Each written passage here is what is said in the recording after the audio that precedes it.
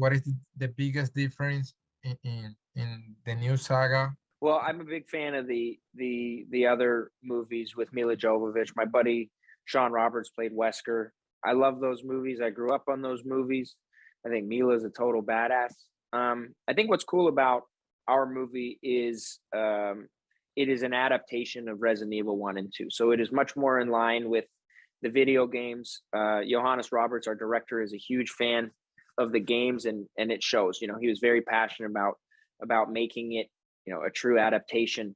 With that being said, you know, he did such a great job of adding that connective tissue and building these relationships between the characters, which, you know, isn't necessarily as prevalent in the games because it's a movie and you need to care about these characters and you need to humanize them and give people an opportunity to see themselves reflected in these characters and really care about them.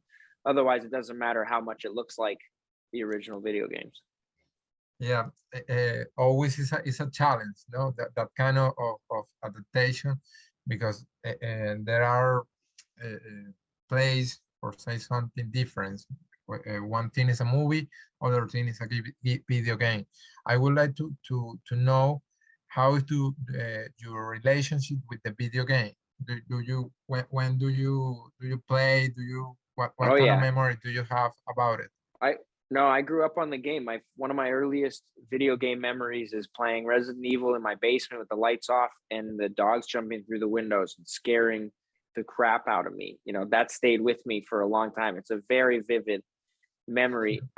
So, you know, being on set and stepping foot in the Spencer Mansion, it was unbelievable. Johannes got blueprints from Capcom for the Spencer Mansion and for the police station, and it was, you know, the production designer, everybody just nailed it. It was awesome. It felt like I was standing in the video game.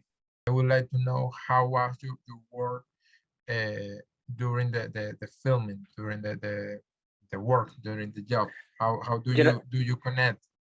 Oh, Johannes was amazing. From the first time I met with him, and we geeked out for an hour talking about the video games, talking about the tone of the movie, talking about, you know, what he wanted to bring from the games, what he thought was important, little Easter eggs that were just going to be in the background.